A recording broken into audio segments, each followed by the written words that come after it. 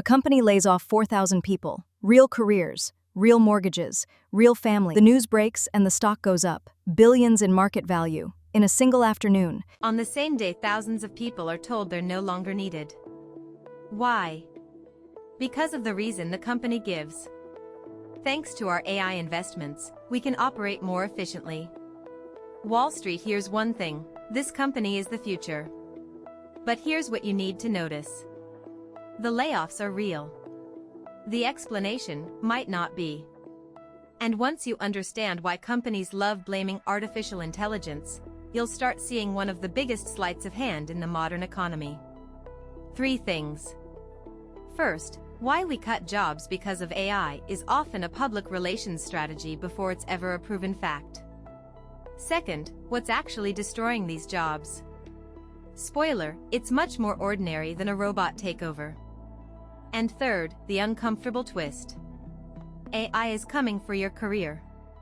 Just not in the way the headlines keep telling you.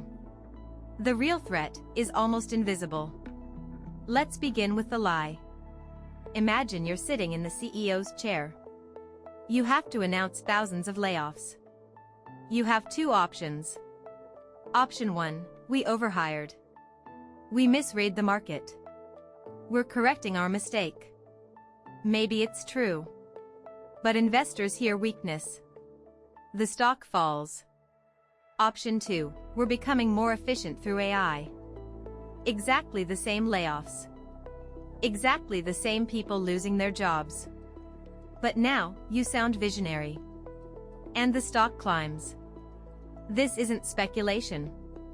Economists studying corporate layoffs have found that blaming AI is received far more positively by investors than almost any other explanation. The action doesn't change. Only the story does. And that's where things become interesting. If AI were truly replacing workers on a massive scale, you'd expect productivity to explode. Far more output. Far fewer employees.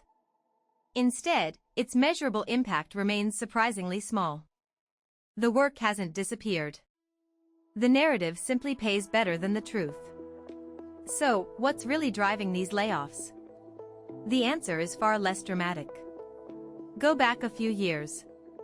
Money was cheap. Demand was soaring. Companies hired as if the good times would never end. Then interest rates climbed. Growth slowed. Investors demanded efficiency. Those extra employees suddenly became expenses. And expenses get cut. That's the story behind most of these layoffs. Not a robot revolution.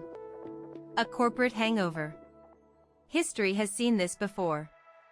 Think about the ATM. Everyone assumed bank tellers would disappear. Instead, branches became cheaper to operate. Banks opened more branches. Tellers kept working. Just in different roles. The machine replaced tasks. Not entire jobs. That doesn't mean everything will work out perfectly. Transitions are painful. Real people suffer. But the story is far more complicated than AI is taking everyone's job. Which brings us to the twist. Layoffs are loud. They make headlines. People notice them. The real impact of AI is much quieter. It's not the job that's eliminated. It's the job that never exists. Someone leaves. Instead of hiring another employee, the manager decides AI can handle enough of the work. No replacement. No announcement. No headline. Because nobody reports on a job posting that never happened. This hits younger workers the hardest. The data already points in that direction. In occupations most exposed to AI, employment among workers aged 22 to 25 has fallen. Companies aren't firing experienced employees. They're quietly hiring fewer beginners. Because entry-level work is exactly where today's AI performs best. AI isn't pushing people off the career ladder. It's quietly removing the bottom steps. No dramatic collapse. Just fewer opportunities to climb. And that's why this may reshape the future of work far more than any robot apocalypse headline ever could. So what should you do? Forget high skill versus low skill. Ask a different question. Are you doing the task, or are you directing it? Tasks AI can perform alone become commodities. People who decide, judge, combine, and improve AI's output become more valuable. If you're entering the workforce, don't compete to be the cheapest person doing basic work. Become the person who can use AI to accomplish what once required an entire team. Start higher on the ladder, because the lowest rung may not be there anymore. So let's close the loop. We're cutting jobs because of AI often tells investors a better story than it tells the truth. The real drivers are usually much more human.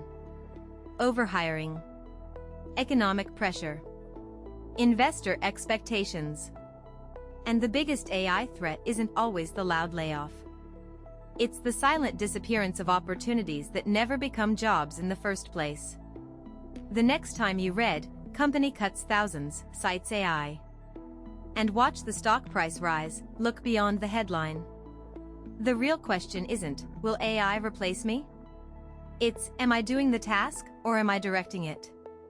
If this changed how you see the story, subscribe. Next time, we're uncovering how the most dominant AI product in the world quietly lost its crown, and almost nobody noticed. And tell me in the comments, has your workplace ever blamed AI for something you suspect had nothing to do with AI? I'll see you in the next one.